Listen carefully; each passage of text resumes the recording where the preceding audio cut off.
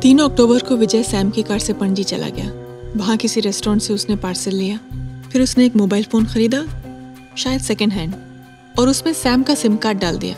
और फिर उसने वो फ़ोन किसी नेशनल परमिट के ट्रक में फेंक दिया।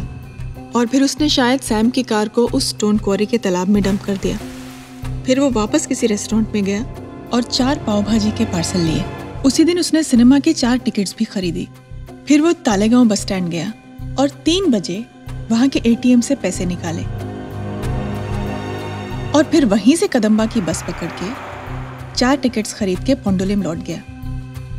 रात को अपने ऑफिस गया और होजे को बताया कि वो अगले दिन सत्संग में हिस्सा लेने के लिए पणजी जा रहा है। अगली सुबह वो अपनी फैमिली को लेकर दिनकर की प्राइवेट बस से पणजी गया। विजय ने उसे भी बताया कि वो सब सत्संग में हिस्सा लेने के लिए पणजी जा रहे हैं। पणजी पहुंच के वो करीब 9 बजे स्वामी चिन्मयानंद के आश्रम पहुंचा होगा। फिर उन्होंने शाम तक का सारा वक्त आश्रम में ही गुजारा। वहाँ विजय को प्रवचन की डीवीडी के बारे में पता चला होगा और उसने किसी दूसरे नाम से डीवीडी बुक कर ली। शाम को ऋषभ लॉज पहुंचे और शायद जब मैनेजर नंदिनी को रूम दिखा रहा था तब विजय ने रजिस्टर में 2 तारीख के पेज पर अपना नाम लिख दिया और मैनेजर के लौटने के बाद हैंडराइटिंग बदल के किसी जाली नाम पे रूम ले लिया। फिर रात को कहीं बाहर खाना खाया और अगली सुबह फिर से उसी रेस्टोरेंट से खाना मंगवाया जहाँ से 3 तारीख को पार्सल लिया था। लॉज से चेकआउट करने के बाद वो फैमिली को उसी रेस्टोरेंट ले गया जहाँ से उसने 4 पाव भाजी के पार्सल लिए थे। वहाँ उन सब ने पाव भाजी ही खाई और बिल देते वक्त होटल के ओनर से दोस्ती कर ली। शाम को वो फिल्म देखने गए और सिनेमा हॉल के प्रोजेक्शनिस्ट से जान पहचान कर ली और फिर बस स्टैंड पे एटीएम से पैसे निकालने के बहाने विजय बस से उतरा, लेकिन एटीएम में गया ही नहीं। बस से लौटते वक्त उन्होंने कदम्बा के बस कंडक्टर से भी दोस्ती कर ली। घर लौट के कुछ दिनों बाद विजय ने अपनी फैमिली के साथ बैठ के स्वामी चिन्मयानंद के प्रवचन की डीवीडी देखी और उसने 5 तारीख के सारे बिलों को फाड़ के फेंक दिया और हमें सारे 3 तारीख के बिल दिखाए। 4-5 दिन बाद विजय दोबारा अपनी फैमिली के साथ पणजी गया और फिर उन्हीं सब लोगों से मिला और बातों बातों में बहुत चालाकी से उन सब के दिमाग में ये बात फिट कर डाली कि वो 2 अक्टूबर को अपनी फैमिली के साथ सत्संग के लिए पणजी आया था और 3 अक्टूबर की शाम को वापस लौटा और इसीलिए उन सबको पता ही नहीं था कि वो झूठे बयान दे रहे हैं।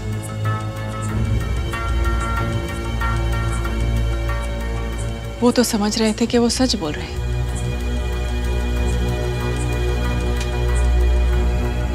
Master stroke.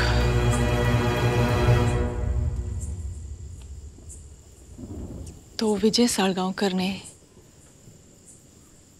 पूरी पुलिस डिपार्टमेंट का मजाक उड़ा दिया है और ये सब जानने के बावजूद भी हमारे पास उसके खिलाफ कोई गवाह और सबूत नहीं है।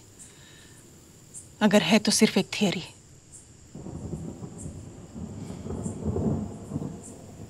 और जब कोई गवाह और सबूत नहीं होता तो कन्फेशन ही सबसे बड़ा सबूत बन जाता है।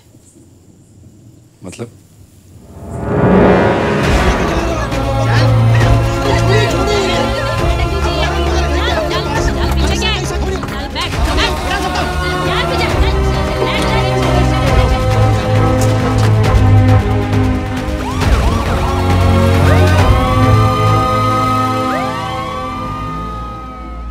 मुझे तुम्हारी मदद की जरूरत पड़ेगी। बताइए क्या करना है? अगर पुलिस वापस आके हमें ले जाएगी तो इन लोगों को फोन कर देना।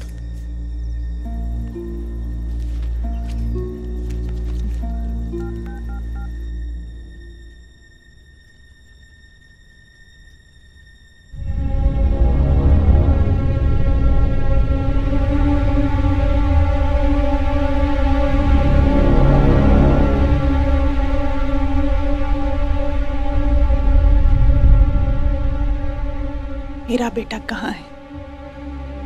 मुझे नहीं पता, हम लोग तो घर पे थे ही नहीं। पुलिस वालों को बेवकूफ समझ के रखा है तुमने। तुम्हारा प्लान हम अच्छी तरह से समझ गए हैं विजय। अब झूठ बोलने से कोई फायदा नहीं। हम जानते हैं कि तुम 2 और 3 तारीख को नहीं, 4 और 5 को गए थे पणजी और कोई सत्संग वत्संग अटेंड नहीं किया तुम लोगों ने।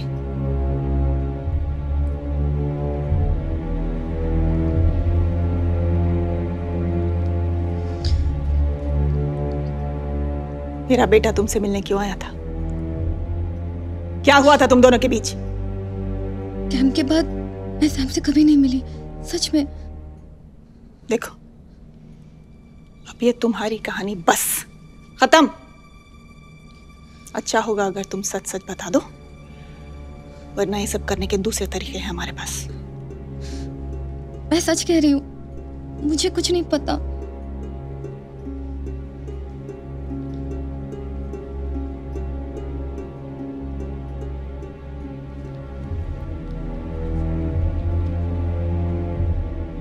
तुम तो मेरा हाल समझती होगी ना, तुम भी आखिर एक माँ हो। सच बताओ, मेरा बेटा तुम्हारी बेटी से मिलने आया था और गायब हो गया। क्या हुआ था इन दोनों के बीच? हमने पहले ही सब सच बता दिया।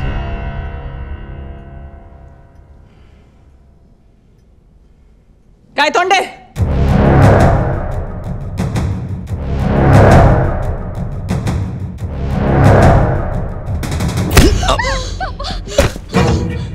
सच क्या है? बोल, बता, बोल तू चाहे। छोड़ दो नहीं, प्लीज छोड़। बोल, बता।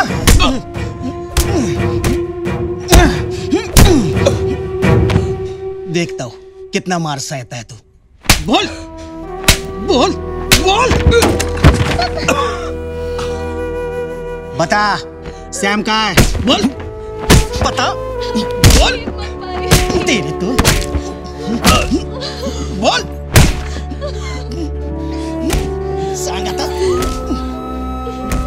प्लीज मैडम, प्लीज रास्ते को बोलो ना, प्लीज छोड़ दो उन्हें, प्लीज छोड़ दो।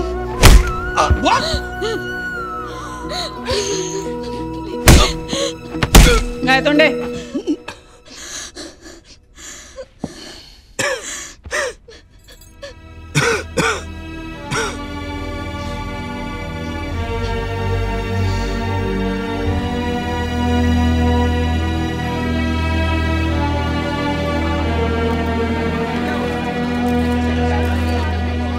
मेरा बेटा कहाँ है?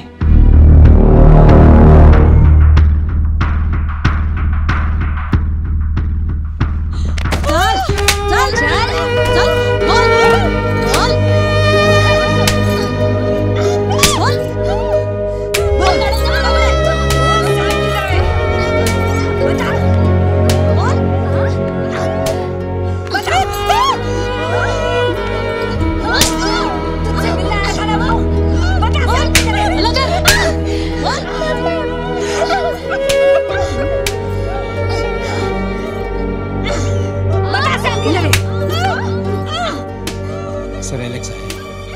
ओके। मीरा, प्लीज उन्हें रोकने को। एलेक्स आया है। हाँ बस करो।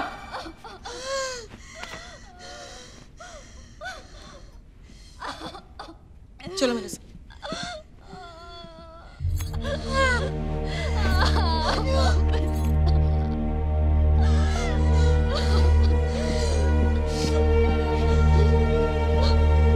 गायतोंडे,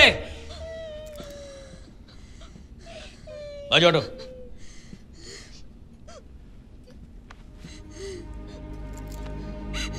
विजय, तुम जो भी जानते हो बता दो प्लीज।